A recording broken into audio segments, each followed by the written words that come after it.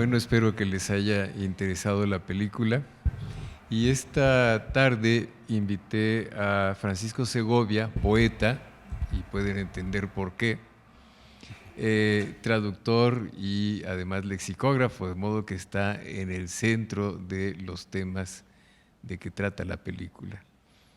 ¿Qué opinas?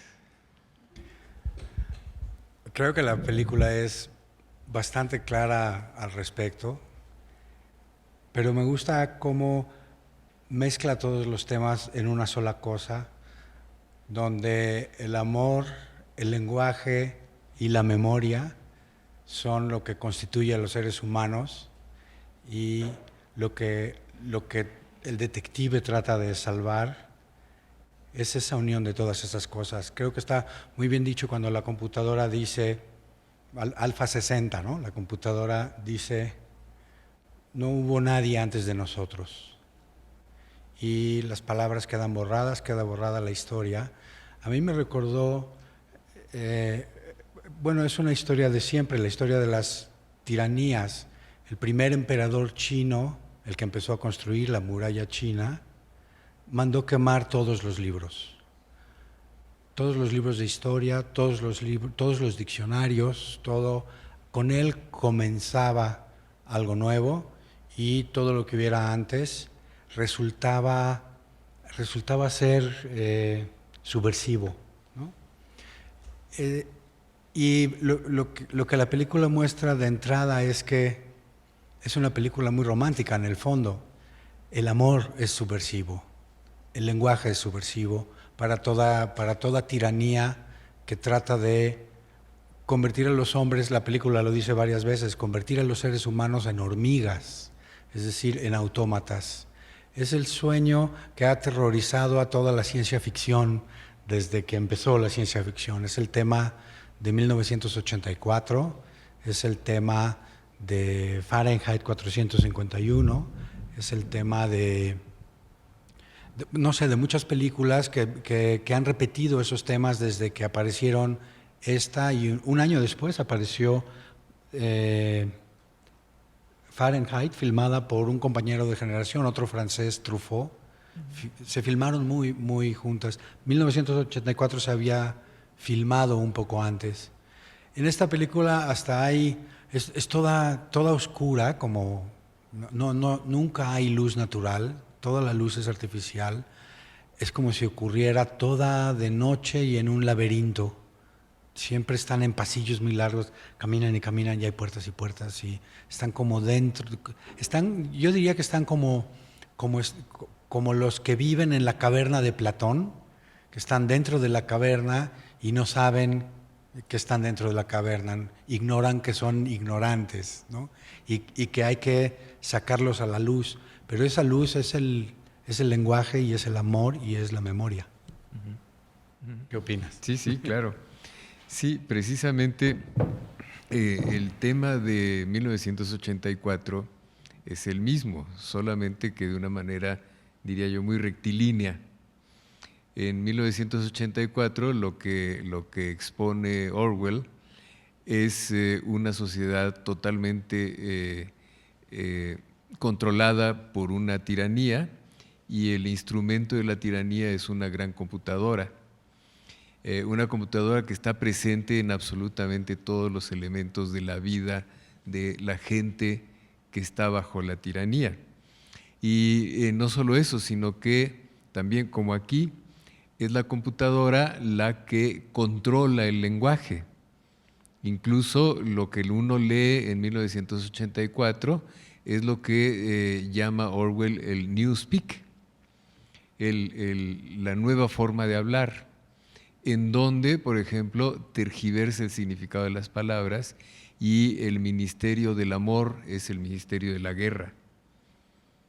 Y de esta manera la computadora va cambiando absolutamente todas las palabras. En esta película es interesante que precisamente el diccionario se convierte en la Biblia.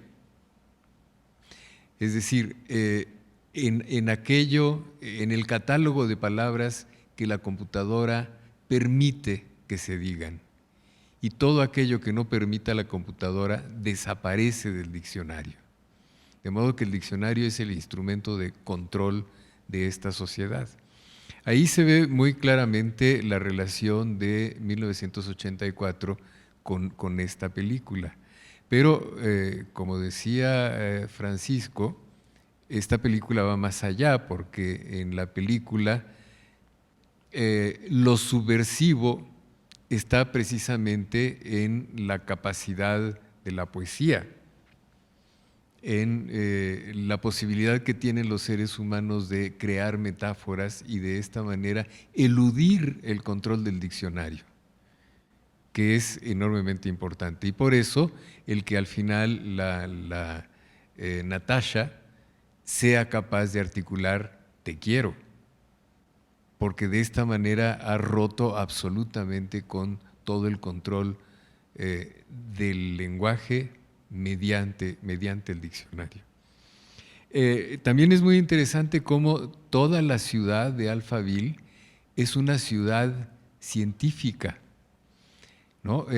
Por ejemplo, hay una plaza de las matemáticas, la calle donde vivía Nixon se llamaba Enrico Fermi, y había un letrero al principio que pasa muy rápidamente, en donde dice algo así como: en esta ciudad todo es ciencia y todo es lógica, que recuerda aquel famoso grabado de Goya de "El sueño de la razón engendra monstruos".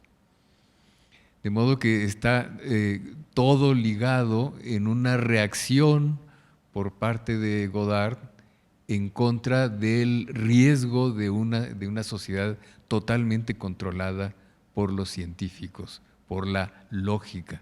Y von Braun, pues es clarísimo que se trata de aquel científico alemán que fue el inventor de las bombas B1 y B2 durante la Segunda Guerra Mundial y el padre de los cohetes que hoy llevan naves espaciales.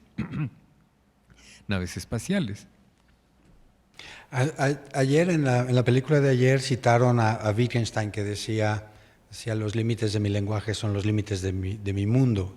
De modo que la manipulación del lenguaje significa una manipulación de lo que vemos. Si no tenemos la palabra para nombrar algo, acabamos por no verlo, es lo que está más o menos diciendo la película. Si nos borran el significado, si nos borran la palabra amor, nos borran el significado del amor, nos borran el amor mismo, más o menos dice la película. No sé si eso sea absolutamente verdad, pero la película es lo que propone. En Fahrenheit son 3 novelas muy importantes escritas después de 1984. Yo creo que está pensando más bien en la desilusión después de la Primera Guerra Mundial, aunque está escrita más bien pintando la Segunda Guerra Mundial, es decir, las tiranías, cómo habían funcionado las tiranías fascistas. Después se vería que también la tiranía comunista funcionaba igual. Esta película ya lo ve porque está hecha en el 60, ¿no? Y la computadora propone que está más allá de esas, cuando dice el mundo capitalista y el mundo comunista son cosas de los seres humanos, nosotros somos supraideológicos, es lo que está proponiendo. Pero lo que me importaba señalar era que ese terror que ocurre en el siglo XX, especialmente después de la Primera Guerra Mundial y luego en estas películas después de la Segunda Guerra Mundial, que es como una utopía vuelta del revés. O sea, antes había utopías que servían para criticar al mundo actual, proponiendo una manera de volver a una especie de paraíso, proponían que el hombre era en el fondo bueno y que se había descarriado en el camino. El siglo XX está la desilusión que desarrolla con su propia historia, que invierte esa utopía e imagina el futuro como horroroso, o sea, como una distopía. Todas esas distopías de algún modo se parecen. En Fahrenheit, pero es que hay algo terrible ahí. En Fahrenheit, por ejemplo, se prohíben los libros, la novela y la película, comienzan con una quema de libros. Los bomberos es otro caso en el que las palabras están tan manipuladas, el lenguaje está tan manipulado que le cambian la acepción. Bombero en esa distopía significa el que va y quema libros, no el que apaga fuego, sino el que prende fuego a los libros. Los libros están prohibidos porque promueven la imaginación, y la imaginación, dicen, hace infeliz a la gente. Es más o menos lo que Fox le dijo a aquella señora analfabeta cuando le dijo, Fox le dijo, es que usted ha leído el periódico, y ella le dijo, no señor, yo no sé leer, y Fox respondió, qué bueno, así va a ser usted más feliz, ¿no? No hay que saber leer, no hay que permitir los libros para que no haya imaginación, no haya metáforas, finalmente no haya comunicación entre los hombres y no haya amor, es lo que está proponiendo. Bueno, pero esas novelas parecían ser, como Fahrenheit, parecían ser lo que los españoles llaman novelas de anticipación, ¿no? Ciencia ficción quiere decir, estamos imaginando el futuro y el futuro es horrible. Pero cuando Ray Bradbury escribió esa novela, eso estaba ocurriendo ya en la Unión Soviética. Hay un caso que a mí me enchina el cuero, como se dice, que es uno de los más grandes poetas del siglo XX de Rusia, se llamaba Osip Mandelstam. Y Mandelstam fue condenado por escribir un poema burlón contra Stalin. Lo llevaron al campo de concentración y murió en el campo de concentración. Sus libros fueron prohibidos, su poesía fue prohibida, no se volvió a editar. Hagan de cuenta que quemaron la obra de Mandelstam. Entonces su mujer se la aprendió de memoria completa. De paso, ya después de ese ejercicio de memoria brutal, como ya había ejercitado tanto, de paso se aprendió la poesía completa de Ana Akhmatova, otra gran poetisa rusa. No hubo necesidad de que volviera a dar al mundo la poesía de Akhmatova, porque hubo un momento de apertura, digamos, en la Unión Soviética donde Akhmatova logró publicar su obra, pero no la de Mandelstam. La de Mandelstam volvió a brotar de la memoria de su viuda.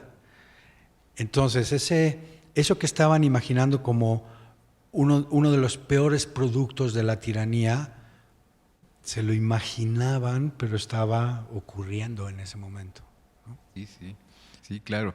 No hay que olvidar que Orwell, por ejemplo, escribió en 1984 y había tenido ya también la experiencia del fascismo. La presencia militante de Orwell durante la Guerra Civil Española fue muy importante, y a partir de esta experiencia de la Guerra Civil, Orwell sabía que había necesidad de combatir el totalitarismo, primero de los nazis y después de los soviéticos.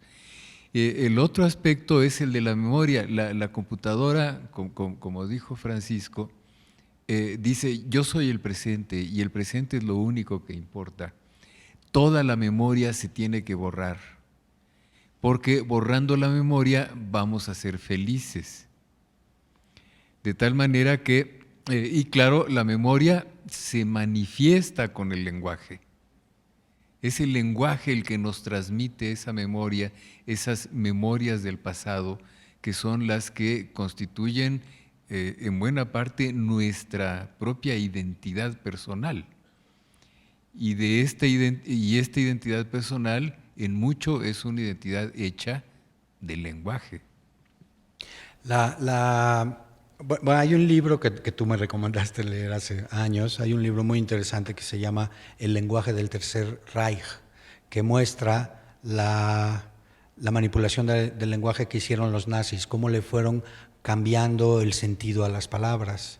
Es algo que ocurre en todos lados, que está ocurriendo en la política mexicana hoy en día. O sea, ¿qué quería decir Calderón con bajas colaterales? ¿Qué quiere decir verdad histórica cuando lo dice un procurador hablando de los 43 desaparecidos de Ayotzinapa? ¿Qué quieren decir esas palabras? ¿O qué queremos decir cuando en vez de llamar a un viejo lo llamamos de la tercera edad? ¿Qué escondemos ahí?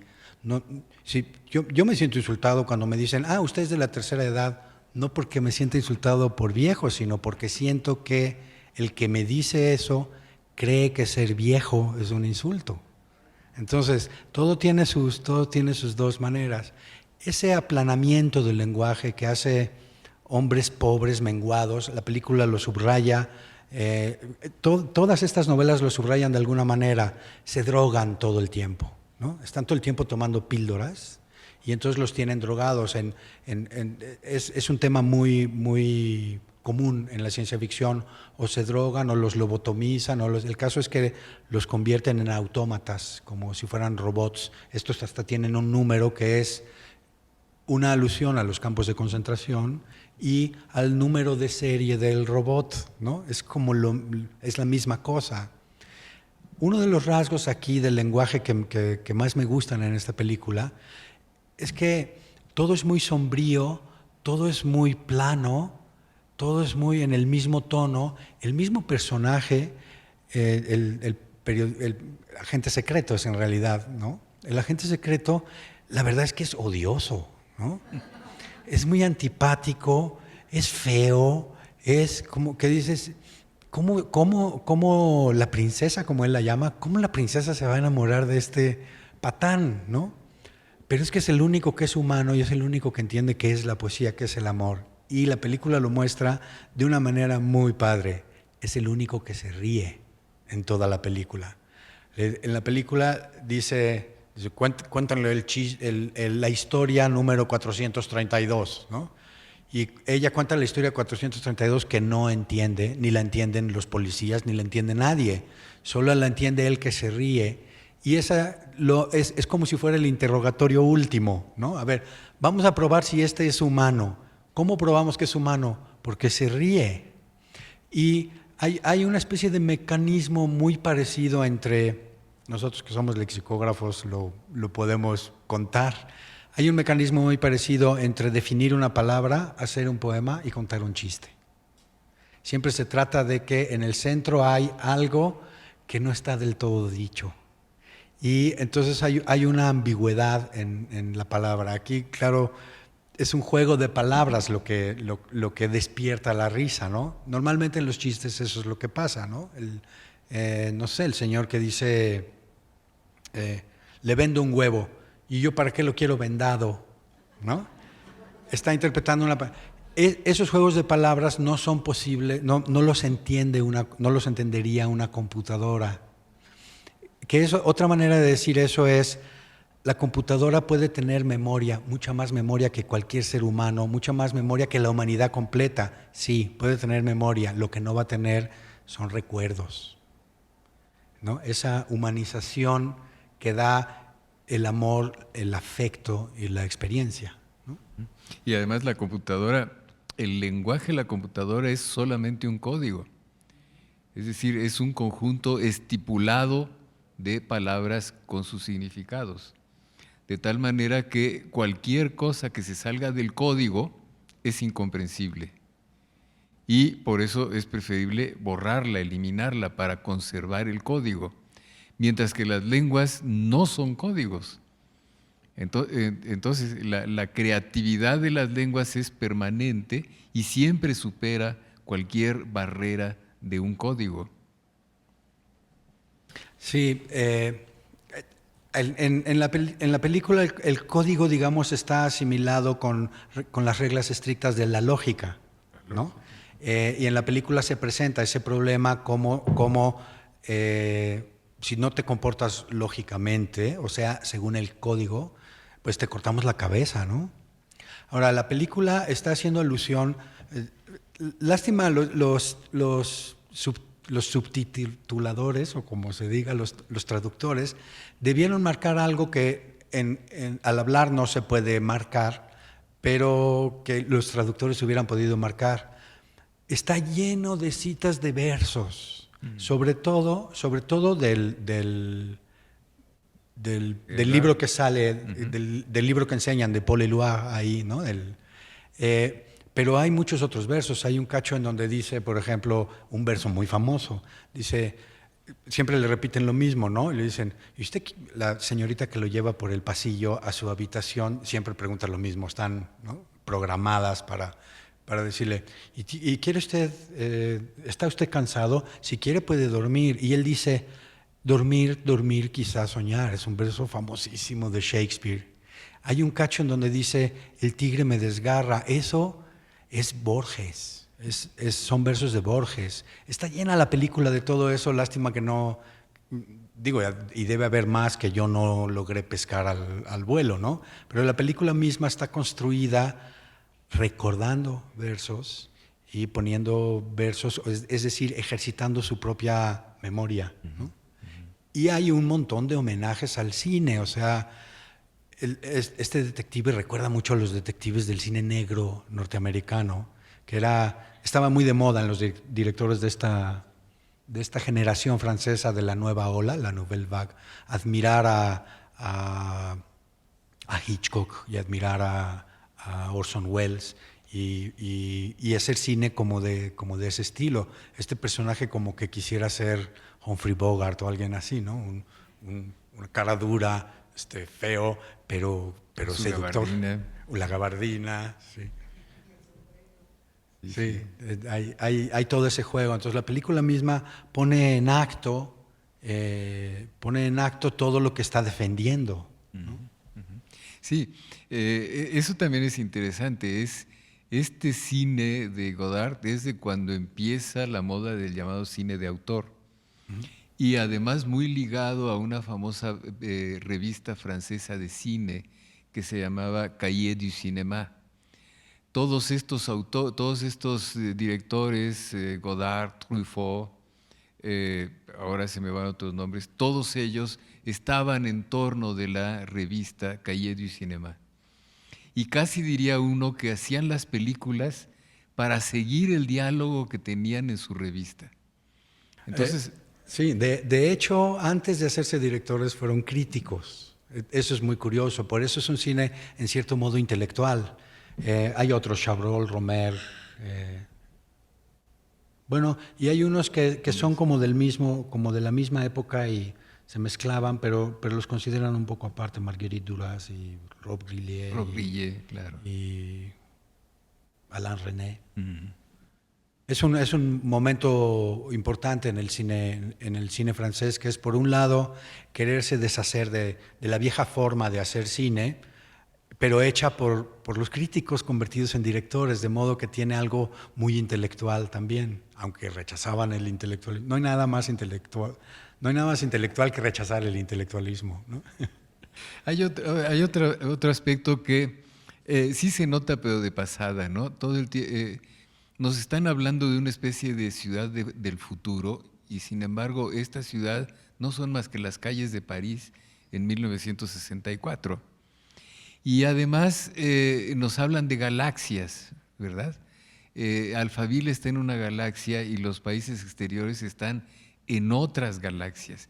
El coche del detective dice que es un Ford Galaxy, pero era un Mustang.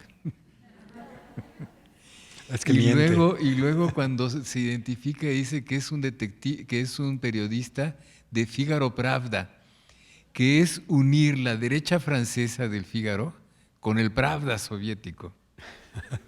Y además hay una ciudad que se llama Tokiorama. Eso no lo traduce bien. No lo traducen, ¿no? Casi todas. Y Nueva York, que se llama Nueva York. Nueva, no New, sí. ¿no? Nueva York. Entonces, Tokiorama, ¿no? Es como imaginarse la ciudad de Tokio con cierto panorama. Son todos esos detalles interesantes de que está llena la película y luego, claro, no muestra cuál es la relación entre la computadora y el Instituto de Semántica General. Porque el Instituto de Semántica General seguramente es el que determina el código. Claro. Y bueno, ya hay una deuda también con los surrealistas, ¿no? O sea, hay escenas que dices, a ver cómo estuvo eso, cuando él regresa a su habitación, ¿no? Y abre con la llave, ella está detrás de la puerta, él entra y ella cierra la puerta. Y él pasa a la siguiente habitación y ella está detrás de la puerta. Y pasa al baño y ella está detrás de la puerta, ¿no? Entonces, pero todo tiene su significado, me imagino. Yo me imagino que hay ahí esa secuencia temporal donde ella está siempre presente, como que está subrayando el presente es perpetuo y lo que hay que hacer es que no sea perpetuo. En este sentido, lo que quiero decir es que cuando la computadora dice solo vivimos en el presente, no antes de nosotros no había nadie, después de nosotros no va a haber nadie, solo el presente vale. Lo que quiere decir es nada de antes tiene sentido para nosotros, ni nada de lo que vaya a haber tiene sentido para nosotros. Eso para cualquiera de nosotros, pero especialmente para un lingüista, un semiólogo, un poeta, un escritor, significa la pérdida del sentido en general. Es decir, no podría existir el sentido si no hubiera existido antes. No puede nacer en este momento, tiene que tener un antecedente y no puede ser solo sentido hoy. Si no tiene sentido lo que hoy hacemos también para el futuro, es como si no tuviera para nosotros hoy sentido lo que ocurría en el pasado. Entonces se perdería el sentido humano en general. En ese sentido, la historia es sentido. ¿Me explico? O sea, la historia es un desarrollo, ¿cómo decirlo? Un desenvolvimiento, un desplegarse del sentido desde antes de nosotros hasta después de nosotros. Si no, los seres humanos no entenderíamos, no tendríamos objeto. Es lo que pasa un poco a la máquina. La máquina siempre vive en el presente y la máquina no sabe hacer más que las cosas del presente que consisten en mantenerse activa, punto.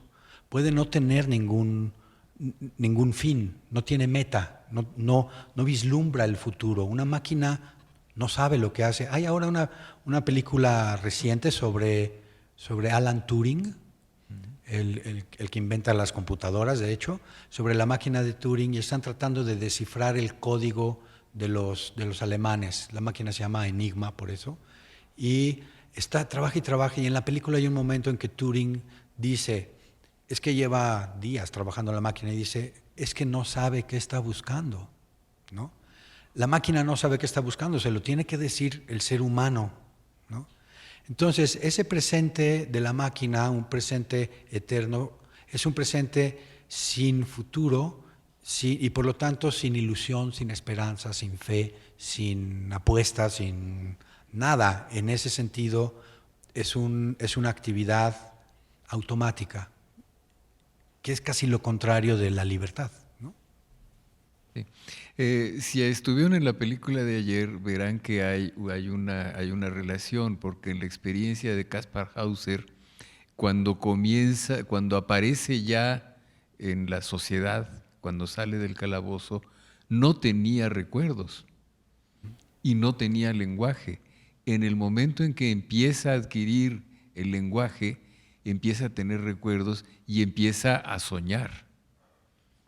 De tal manera que, de nuevo, allí está la memoria en el momento en que se va creando y que viene a ser la que hace al ser humano.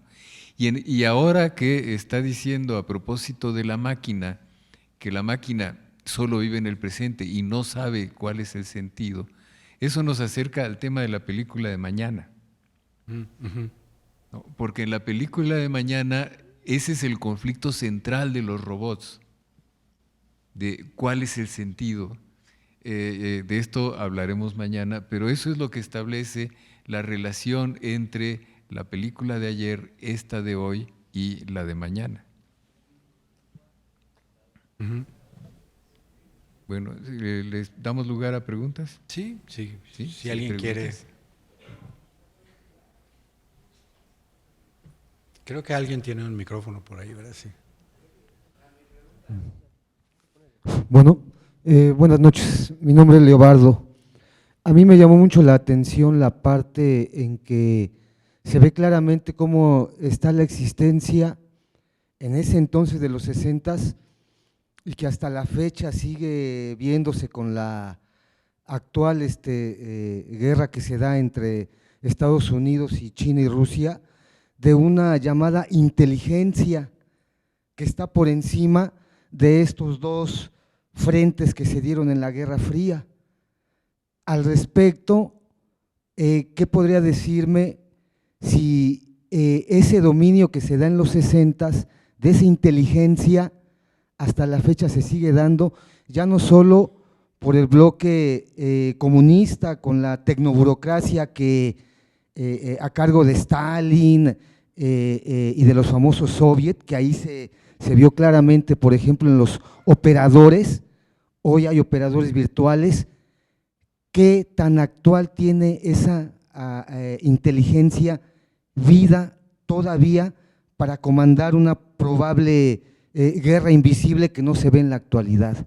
Gracias. Perdón, es que yo no entendí qué es lo que quiere usted decir en la película, por inteligencia. En la película, bueno, la inteligencia se conoce como un grupo de personas que determinan la organización de una sociedad.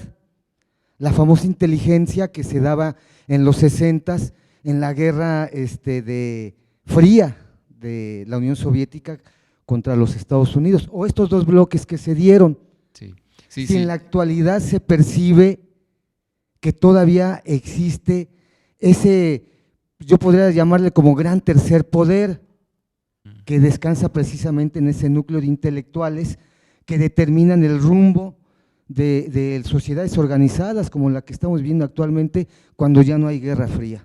Nada más. Sí, ya entendí. Es decir, se refiere a lo que los soviéticos llamaban inteligencia, que era precisamente un grupo de élite dedicada a determinar la vida del Estado, ¿no? Y que corresponde más o menos a los think tank de los Estados Unidos. Y también aquí en México pues tenemos nuestra inteligencia, ¿no? Todos estos intelectuales orgánicos, dicho con palabras de Gramsci, que están en torno de los gobiernos mexicanos. Eso son la inteligencia, ¿no? Ahora, lo que no me queda nada claro es si está suponiendo que estos grupos de élite de los estados se comunican entre sí de una manera malévola o de una manera conspiratoria. Y yo pensaría que no. Yo creo que no hay tal conspiración. Cada grupo busca sus propios intereses. Lo estamos viendo ahora con el conflicto entre Trump y la Unión Soviética, y Rusia, en donde vemos que están discrepando en muchísimas cosas. Mantienen funcionando cierta colaboración, la comunicación, pero lo que está buscando Rusia hoy día y lo que quiere buscar Trump como cabeza del aparato tecnológico militar norteamericano son objetivos completamente distintos y no veo que allí pueda haber algún tipo de conspiración. ¿Alguna otra? Buenas noches. Mi pregunta era más en duda esto. Por ejemplo, en la Biblia hay un texto, no recuerdo ahorita bien el número, pero dice acerca de manejamos el término Dios, mas sin embargo, las religiones manejan ese término, la católica, el musulmán y las tres más fuertes. Pero, por ejemplo, en la Biblia dice, Jesús no trajo alguna religión, jamás, nunca. Sin embargo, los sistemas lo manejan con el fin de control. Aquí, por ejemplo, en la película no manejan un Dios, porque ni la propia máquina la consideran como tal. Mas, sin embargo, si hubiera un solo Dios, mi pregunta sería, ¿ese Dios maneja no sentimientos? Porque los mismos sentimientos en la Biblia se dice que no son, que no los trajo Jesús al mundo. Pero, por ejemplo, el término sentimientos, el ser humano lo maneja para chantajear, manipular y hacer condición al hombre. Aquí en la película se maneja un sentimiento que es posiblemente el de temor por la máquina y los seres humanos que la controlan, pero por ejemplo, esos sentimientos el policía, él no los pone para nada, ¿Sí me explico? Y él sabe qué está haciendo a diferencia de todos los demás que están, no sé, adormilados por tecnologías o drogas X. Y el señor no usa eso. Ya cuando va saliendo del lugar donde se supone que hay no sé, un radiactivo o algo que a la mujer la va dejando ser ella, o sea, no le controla su mente. Ahí, por ejemplo, mi pregunta es, actualmente tenemos un sistema que es, no sé, política y la otra es religión. El mundo maneja religión, conceptos, hasta el mismo concepto de Dios. Y sin embargo, en la Biblia se maneja que eso no es, ahora sí que el nombre de Dios solo es una palabra. Y hay muchas religiones que por medio de eso quieren controlar al ser humano.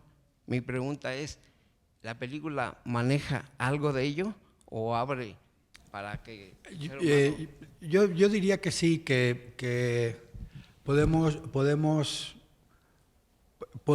la película plantea que podemos incluso dejar la palabra Dios afuera del asunto. Lo que no podemos dejar es la política de una iglesia, por ejemplo.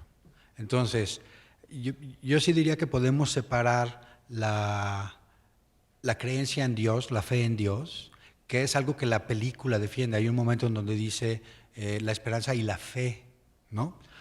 Y la fe en Dios, de la manera en que esa fe se articula socialmente, por ejemplo, en una iglesia.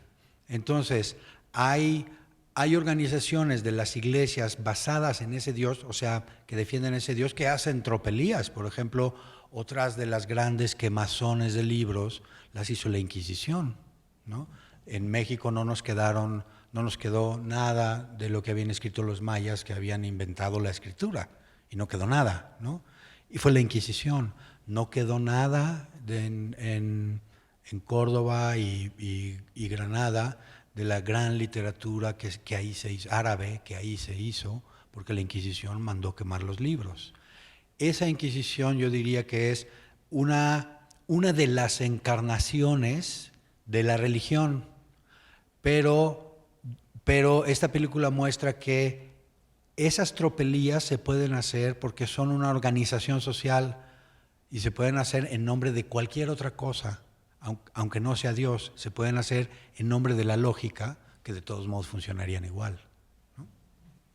Sí.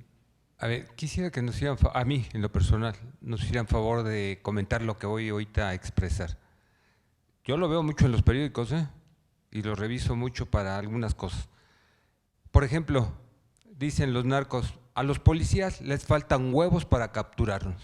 Ojo con lo que digo, Dice la policía, capturaremos a la cabeza de la banda, a la cabeza, Dice el presidente o los jefes de la policía, los vamos a combatir, vamos a actuar en contra de ellos, hombro con la sociedad, hombro con hombro, cabeza, huevos, pies, hígados, bla, bla, bla, bla.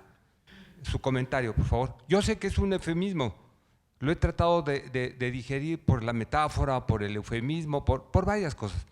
Lo que se me hace curioso es que ahorita estamos casi partiendo de cero y todos lo reflexionamos, lo que estamos viviendo de la violencia, lo reflexionamos con todo nuestro cuerpo.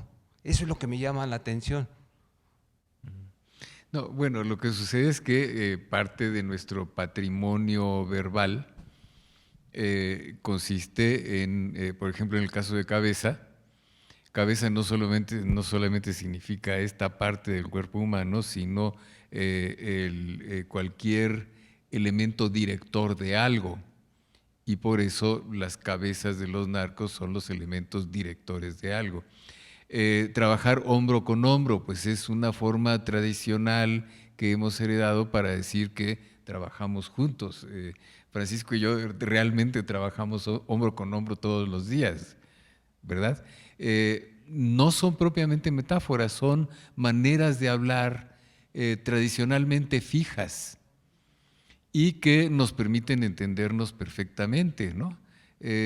No creo que eso cause gran dificultad. La dificultad la causa el hecho de que ni el gobierno sabe o quiere combatir a los narcos, ni se ha tomado en cuenta pues todo el terrible problema de la economía neoliberal, que es en realidad la que permite que los narcos hagan su agosto. ¿No?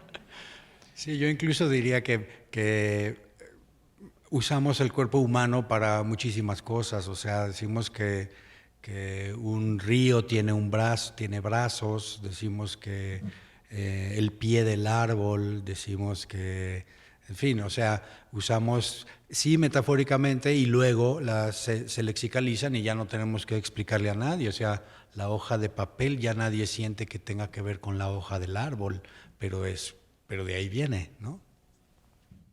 Sí. Buenas noches. Bueno, a mí me llamó mucho la atención la parte donde pasan los dibujos, donde se expresa esta parte de la visualidad como una contraparte de la lógica matemática, porque en los dibujos hay uno muy interesante que va del punto 1 al punto 2, pero hace todo un recorrido lineal, de línea recta, curva, quebradas, y eso es también la flexibilidad del pensamiento, ¿no? Y la otra imagen, era una cabeza con una parte de una extremidad, que también ese collage de partes que solamente la imaginación humana es capaz de crear, no una máquina. Pero también esa visualidad rompe la cuestión lógica, incluso aún en la visualidad.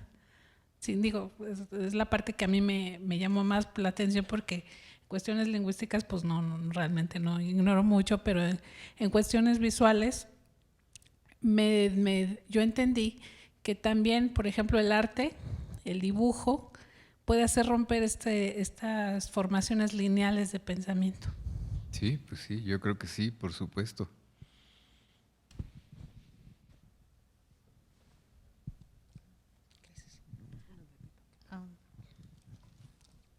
Buenas noches.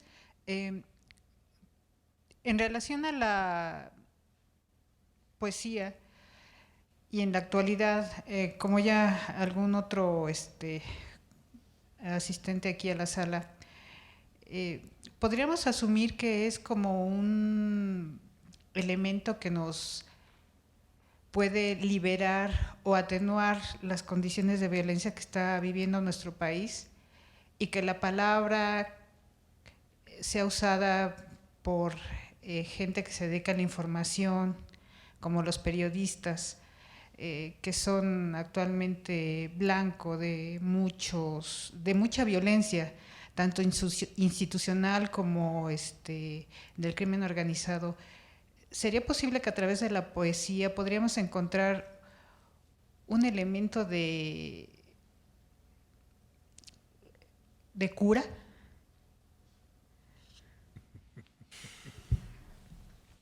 Es difícil. Hay poetas que dicen, debemos aceptar que la poesía no sirve para nada.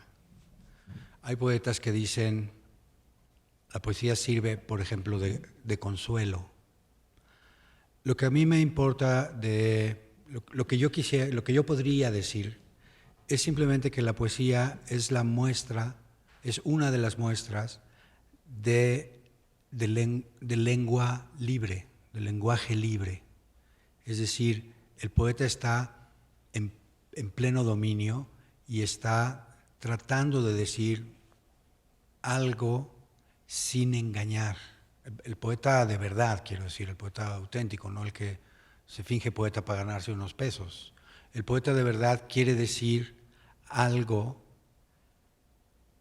que, lo voy a decir así, un poeta de verdad se inspira para inspirar a los demás, no para presumir, miren qué inspirado estoy yo, sino para inspirar a los demás. Y esa inspiración tiene, por lo tanto, que ser sincera y tiene que ser, a su manera, una verdad. Esa palabra que lleva una verdad puede ser también una palabra de un periodista, es decir, el periodista puede llevar una verdad.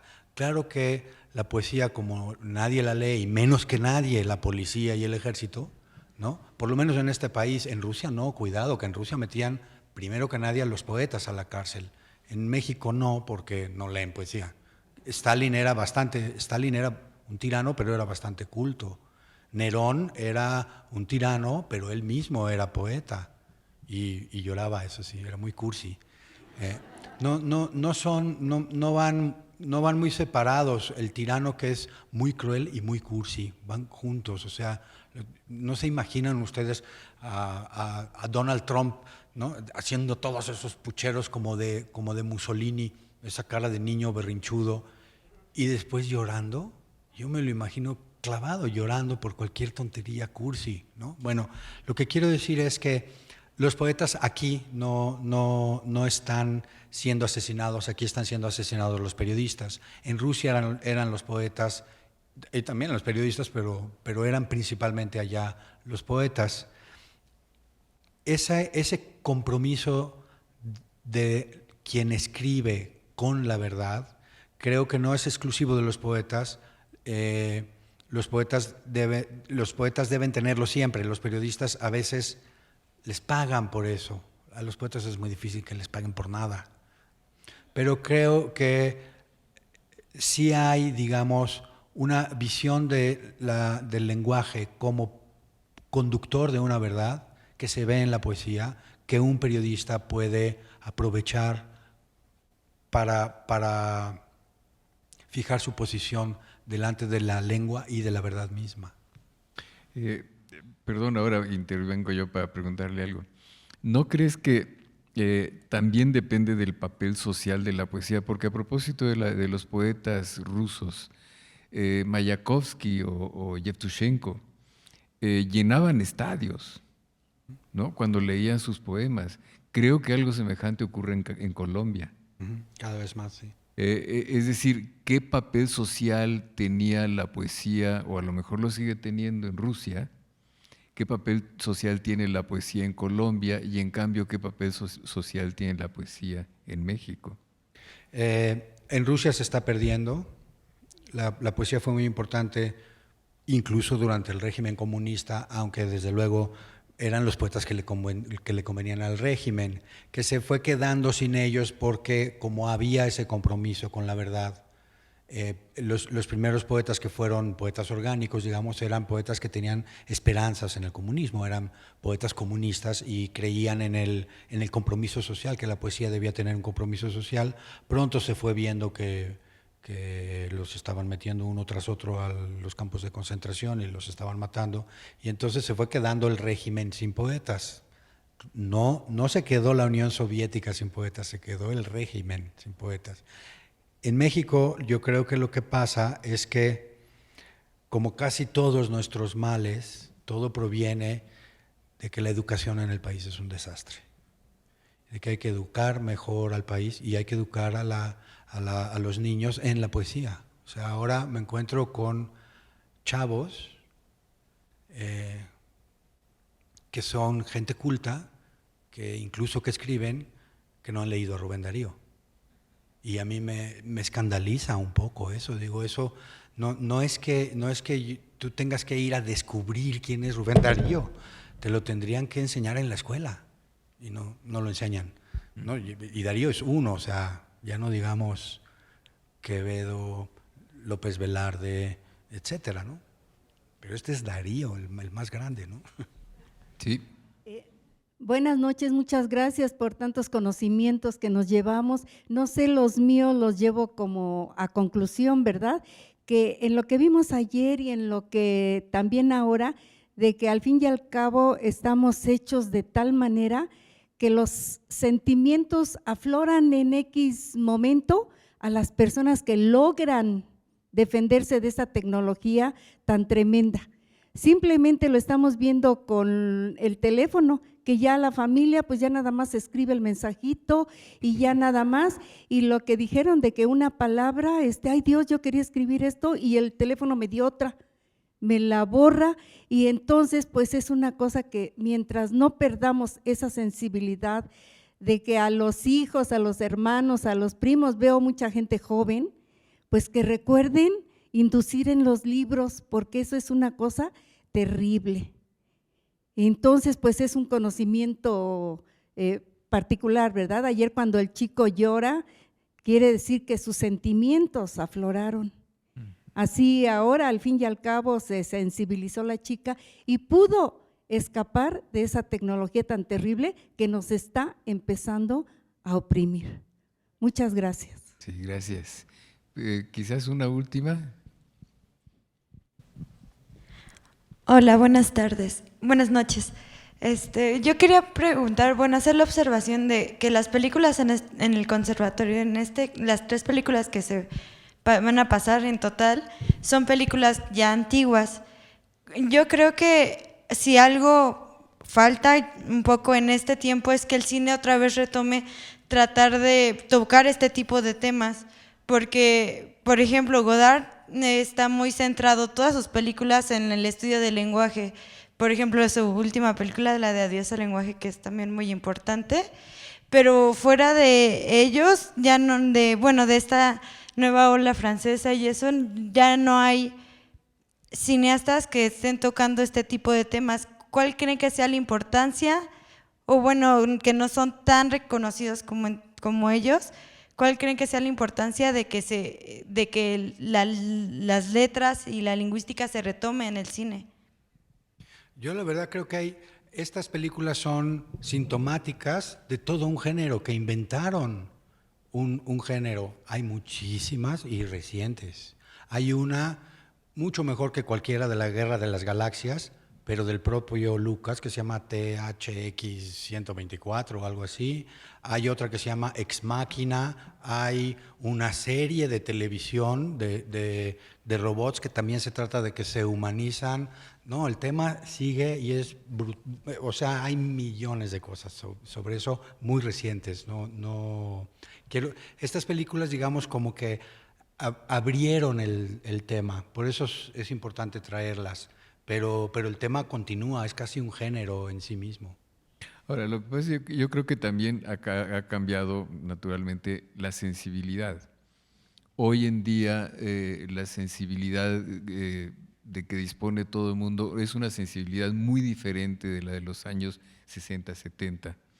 Y por lo tanto yo diría que hoy ya no se podrían hacer películas como estas, sino que se tienen que hacer películas de otra manera. Y en efecto, estas películas sobre robots recientemente pues están volviendo a tocar el tema. Hay una que se llama Ella, ¿verdad? En donde el personaje masculino encuentra que su único contacto y su único diálogo posible es con una computadora. Yo creo que ahora sobre todo lo que están resaltando es la extrema soledad de los seres humanos, ¿no? Una soledad rodeada de tecnología.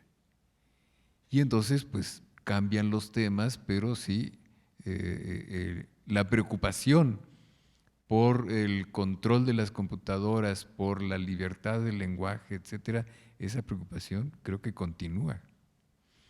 Bueno, pues muchas gracias y entonces si tienen paciencia mañana continuamos.